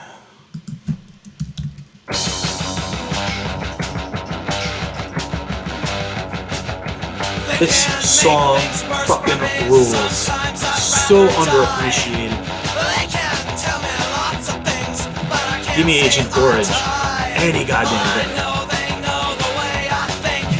We'll take the deploy script, grab the raw version, and we'll run this on the Vagrant box.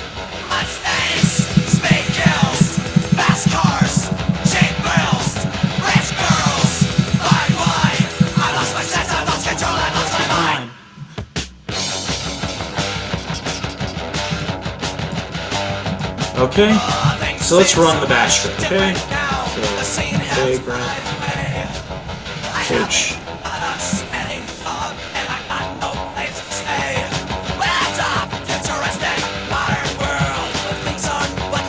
Damn, my computer is slow.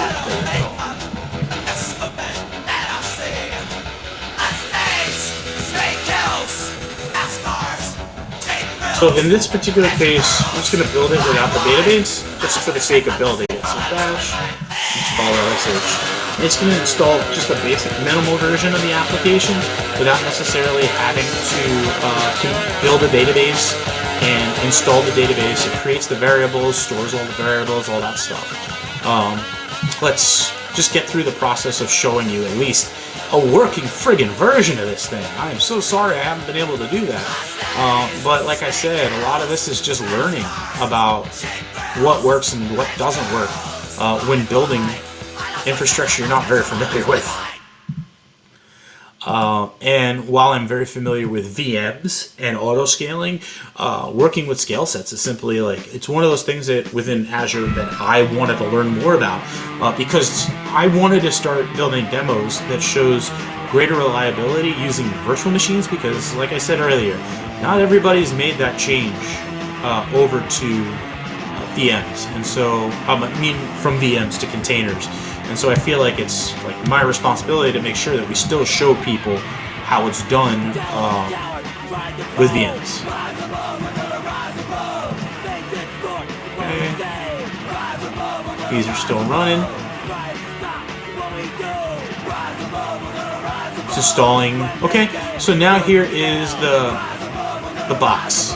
The box is building, and while the box is building, it's essentially installing all the things. So the big difference then from the script I was running before is that this isn't an all-in-one with the application's database servers installed.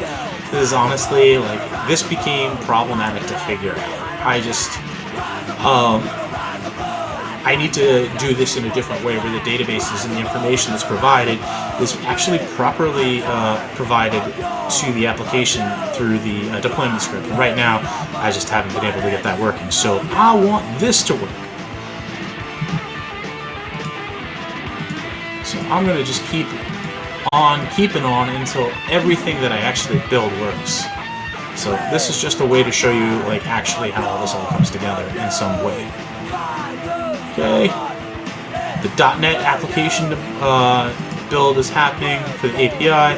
We're still waiting for the rest of our database information to be provisioned.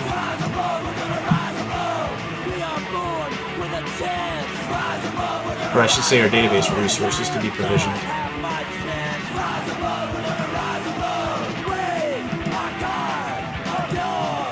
Alright. So now this is configuring .NET on our Vagrant box.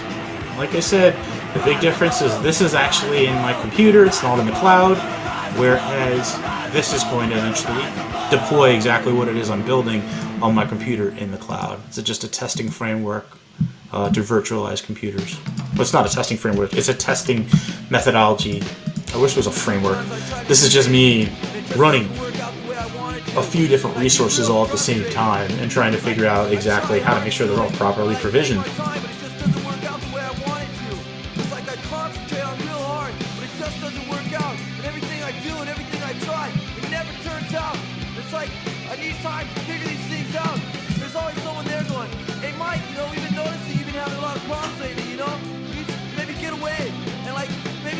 About it, you'll feel a lot better. I go, no, it's okay, you know, I'll figure it out. Just leave me alone, I'll figure it out, you know, I'm just working on myself. They go, well, yeah, it's interesting. One of my favorite people, Liz Phone Jones, is talking right now about one of the hardest things is live streams not being captioned.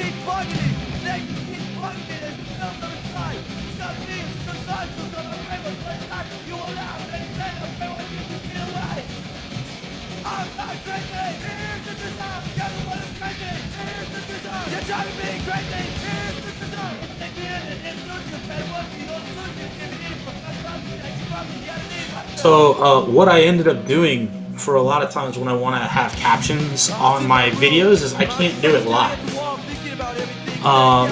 So what I've been doing is exporting these Twitch videos to YouTube, and YouTube has methodologies to automatically provide captions for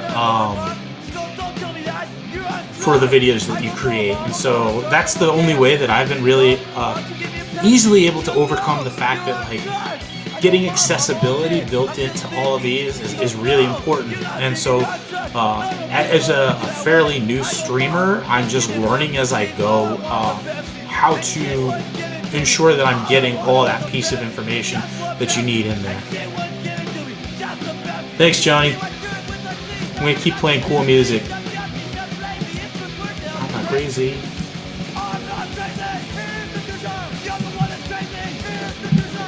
I really apologize these things are taking long, but it is the way it is.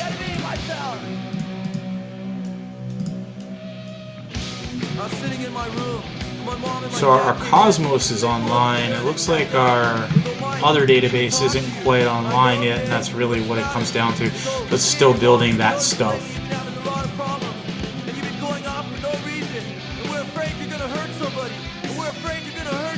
So it's right here is doing all this.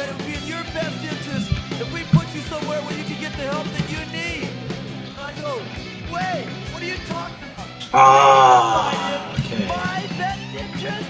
How do you know what my best interest is? How can you say Wonder. what my best interest is? What are you trying to say? I'm Crazy. Well, I went to Your schools. I went to your churches. I went to your institutionalized.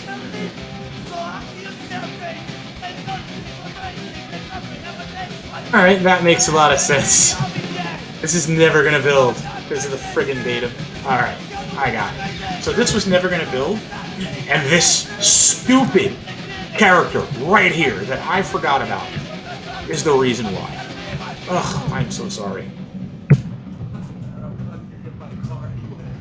So it should just iterate over, skip the things that I've already done as far as Cosmos is concerned, and build the, yep, there it is.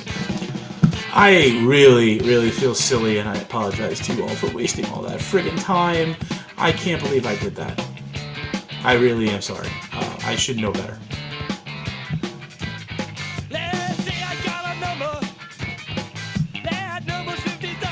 So yeah, this is a bash script that's provisioning resources. So what the big thing that I'm trying to do is combine the efforts of Cloud Init to build a number of VMs without necessarily having to use something like configuration management tools right now.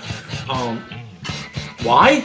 Because not everybody has the time to learn Ruby or something like that. Okay, so we can't build our... Oh, wow. So it looks like because of probably global usage, right now we can't use EastUS. So we're going to build our database in EastUS 2. It's just a product of what's going on in the world right now, I believe, which is... we are really using a lot of resources to build applications for people. Ooh, I made a mistake here. Let's grab this. My bad. So we're just going to run the script again, essentially. But we're going to pick a different region for where our database is going to host SQL. So it wants to host it in EastUS, but we're just going to put it in EastUS 2. Okay. Create the Azure SQL instance.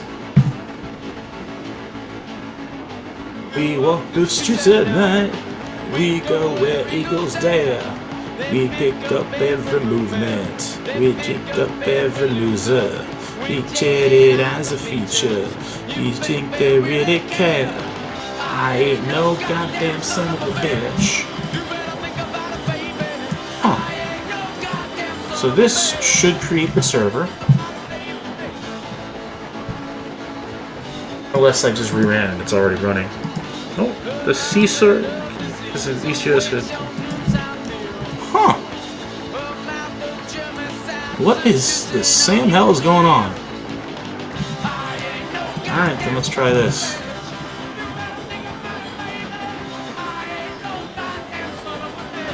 Doing things too fast today, and I think that that's really my problem, is I'm moving too fast and not learning from my mistakes here. Okay, so this should create the database. Yep, okay. Now, finally! My data. What? Yes. Wow. Alright. So I can't create one there.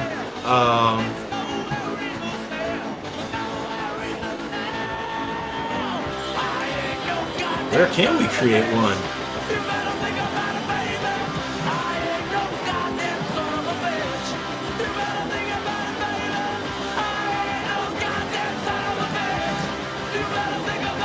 So it sounds like this was never really my fault. I didn't make a mistake or anything. I run into a wall here. So let's find a region to do all this. Next. Previous.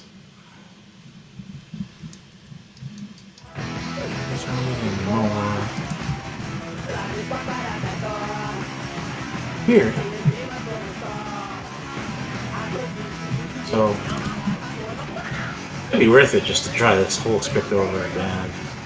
Not really sure why it's not working. So what we can do is just go into the resource group and let's see what's going on here. At least we can take a look at the main app.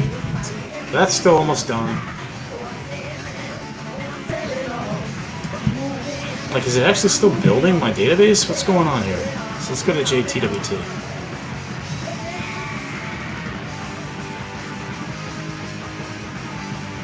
Alright. This is annoying, so let's just go SQL server.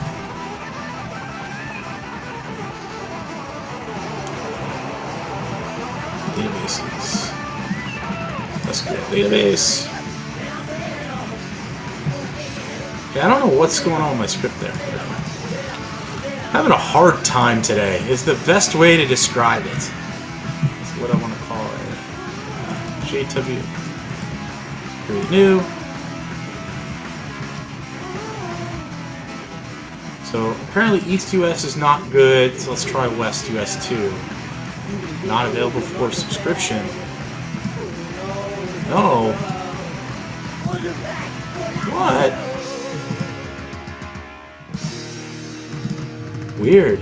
What is going on here?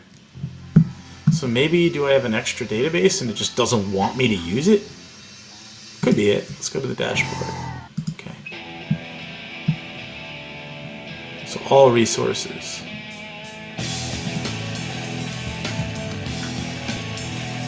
Subscription. Let's get rid of that one. So let's find out where the hell if there is a database, where it is.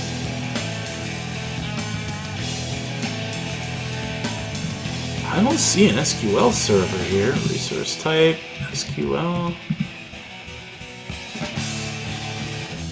You can't be what you were.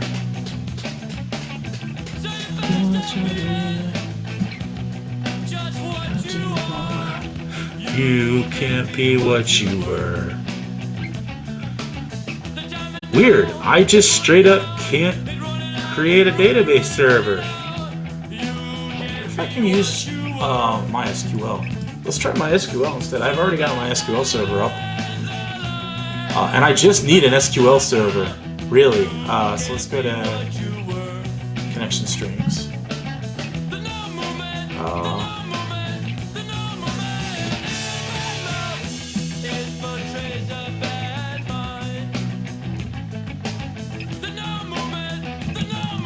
Okay, it should work.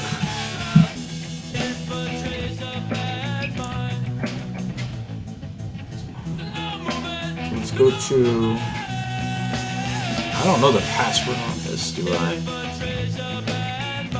No. That's why I really wanted to use SQL, folks. I don't know why I can't create an SQL server. It's a bummer.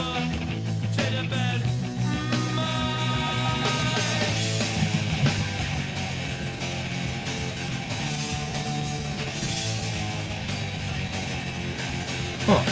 That's the NoSQL server there. Add. I don't know what else. I'm gonna just try it once more again. Might have to just finish building this because I really gotta get going soon. JTWT, enter database name. It could be literally just that the server class that we need is not working. But we'll see. TWTJ.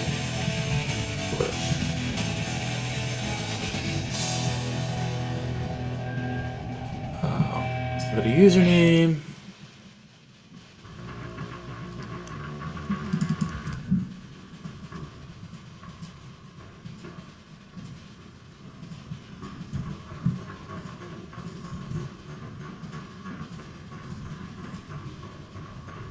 Okay, cool. So let's see. Will it let me actually build it this time? No. What in the heck?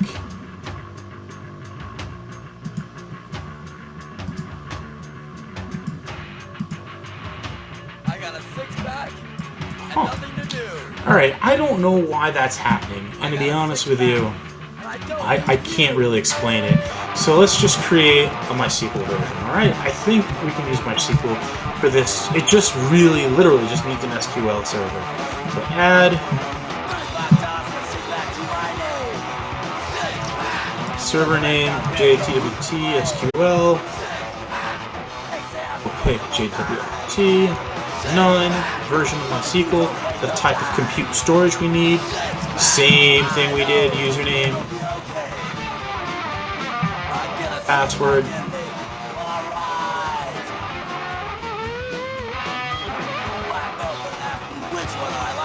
Required. What am I wrong? What is missing that's required?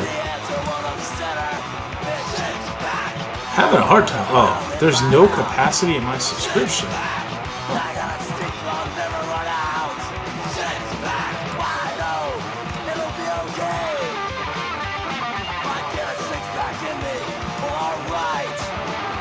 Alright, let me try this one.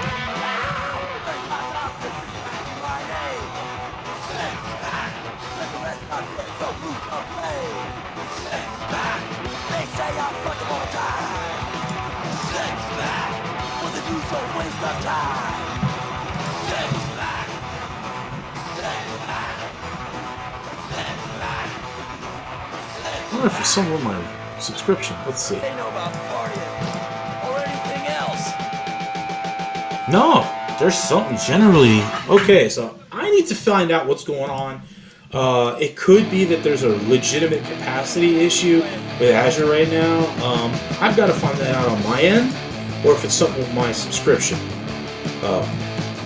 I'm fully confused, but for the time being, what we're going to do to get us through this is have my mouse battery die. Alright, fine. Okay, so let's finalize this process. So we're just going to leave the variables out for the databases, and we're just going to complete building our application, because I got to eat something. So review and create.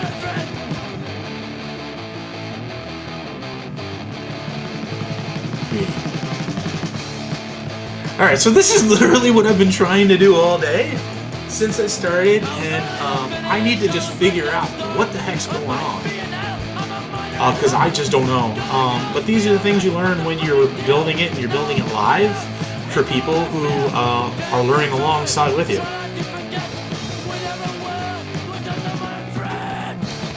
Man, my computer is slow.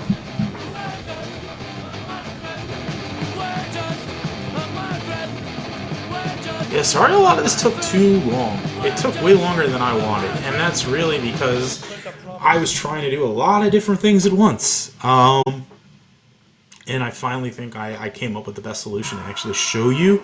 I gotta make some tweaks, but obviously what it really comes down to is just learning, building for you, and then the next time I do this and I do it live, I'll have a better way of doing it for everybody. So thanks a lot. I've got a few people who have given me some comments and suggestions as the video has gone along, and that's really helped me out a lot. So thank you all. I really want to create kind of like a lot more of this type of streaming, so people can understand what exactly they need to do to get started.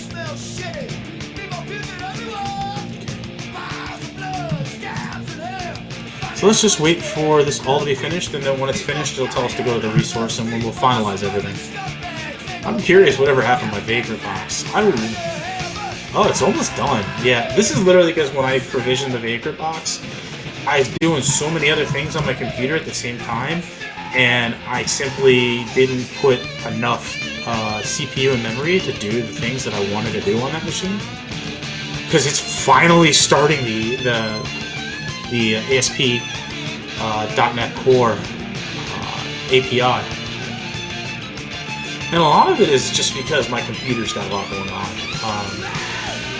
Well, I'm very, very lucky to be cloud privileged because I get a chance to learn about all this stuff and use non-local resources, so it ends up being really fast and useful. And I know the same things that people are using in prod. And so that's the thing that I love. Okay, our app is done. Let's see what goes on. So let's go to resource. Let's go to an instance. And let's watch it. Same situation. We'll go to Serial Console. We'll just watch what's happening in the background.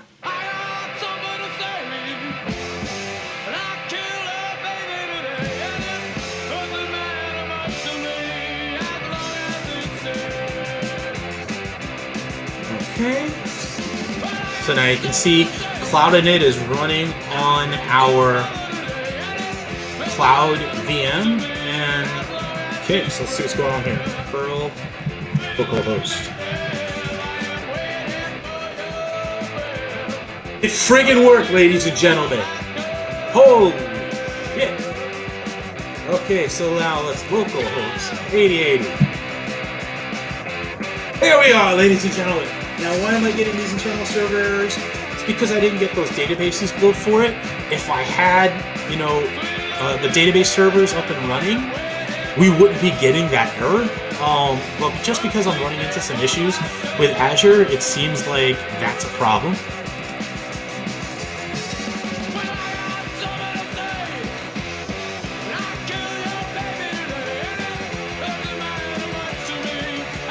Cool, so let's just wait for this to finish. And then once this is done, we're finished, man. Ladies and gentlemen, we will be done. People of all places across the world, we will be finished using this application, and I'll be done with my stream for the day. So we've got an IP address built. That IP address is here for our load balancer and a DDNS name for production. So when all the VMs come online, we should be able to go to this URL and essentially get what we're getting at 8080.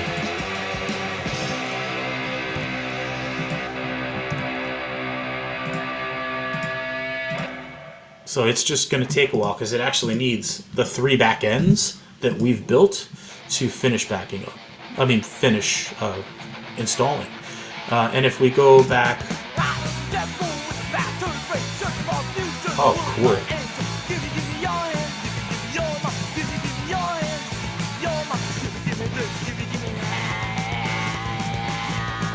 Alright, let me get back to what I was doing. I don't think this was it, was it?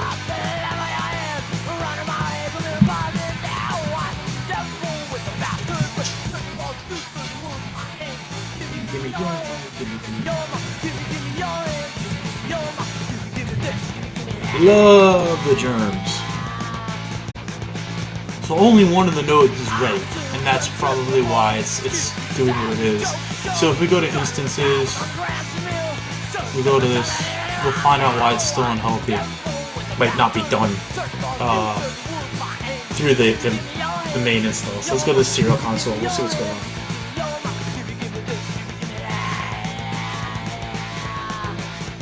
Yep, still installing.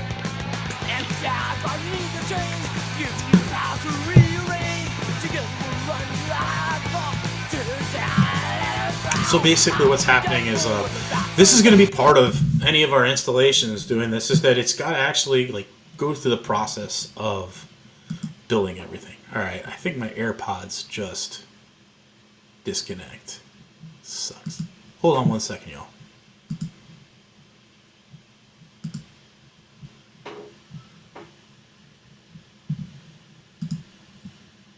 Okay.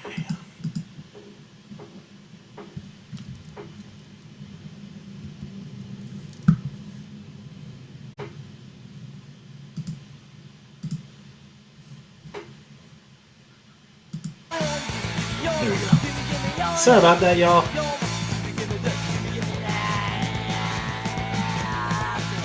So we're just about finished with the final deploy of this whole Twitch session today. Been on for 2 hours doing this.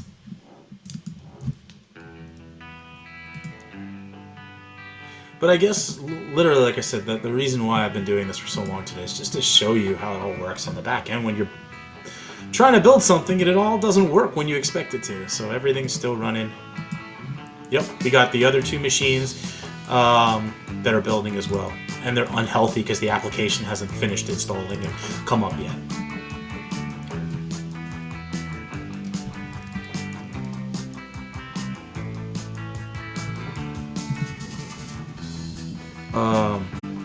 Now it's done. Cool. So it's gonna take, and there it is. Finally, I got it working. Yes. Oh, please, everyone, give me a moment of joy. Let me do this. After a full day, okay.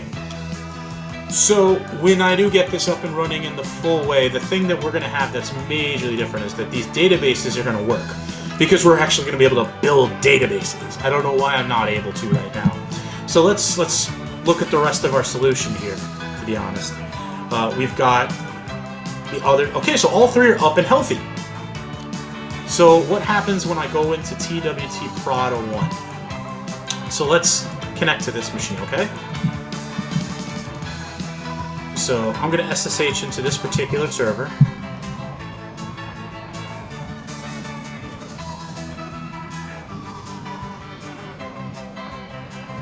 Okay, so now we're in here.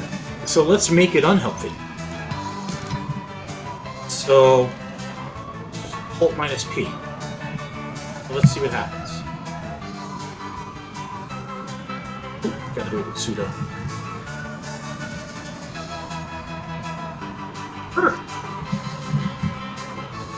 Now what should happen? Let's go back to instances. So what we want to do is wait for a probe to happen on that. There it is, already. So it's going to wait, and it's going to see if that machine is running. And once that machine is no longer running properly, it will replace it. So I turn the power off. Let's go to the instance. It's off. See? Well, actually, no. It's online, but it's not working, and it's in an unhealthy state.